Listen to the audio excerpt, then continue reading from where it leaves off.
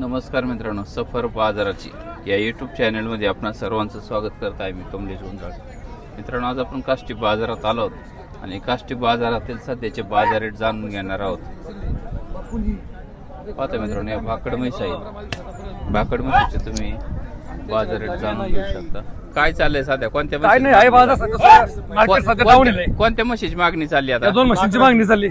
ह्या दोन म्हशींची का? हा. सध्याचे बाजार रेट कसे आहेत? बाजार डाऊन आहे सध्या. डाऊन आहेत का? काय म्हणतात मालकीचे? 60चा बाजार सांगितलंय, 50 मागतात. 50 मागतात. म्हणजे बाजार रेट सुद्धा बाजार डाऊन आहे. डाऊन आहेत. पाहता मित्रांनो, तुम्हाला कशाला जर रे? अशा पद्धतीचे म्हैस कशाला खरेदी बोलतो करायचे पैसे? असतील तर नाही. सध्याचे बाजार रेट अशा प्रकारचे नाही, आहेत. 15 दिवस सकाळी तू तोंड रे म्हणलाय. मला 15 मी म्हणलं 8 दिवस. नाही नाही, खोटं बोलायचं नाही. नाही नाही, तू 15 दिवस म्हणला.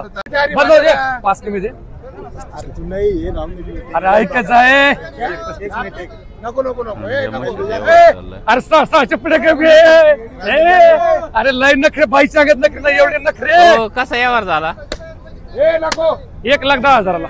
1,10,000ला हा. दोन, म्हणजे 55,000 व्यवहार झाला. हा, सरासरी. 55,000 रुपये अजून झाला. किती आहेत आपल्याकडे? त्यांचं कसं झालं? हो सर, त्यांचा व्यवहार कसा झालाय? 1,10,000 ते मग 60च्या भावात दिले. 21ला. 60च्या भावाने. ते आता मित्रांनो, तुम्हाला जर अशा पद्धतीच्या म्हैस खरेदी करायची असतील तर काष्टी बाजारात खूप मोठ्या संख्येने आहेत, पण 2-3 आठवड्याच्या बाजाराच्या तुलनेत खूप कमी आहे.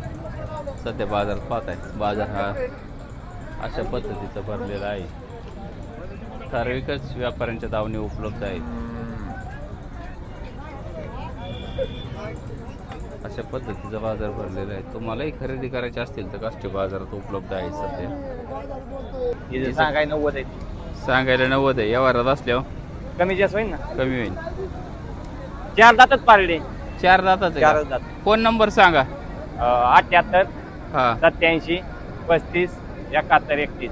मित्र, तुम्हाला जर अशा पद्धतीची म्हैस खरेदी करायची असेल तर त्यांना डायरेक्ट कॉन्टॅक्ट करू शकता तुम्ही.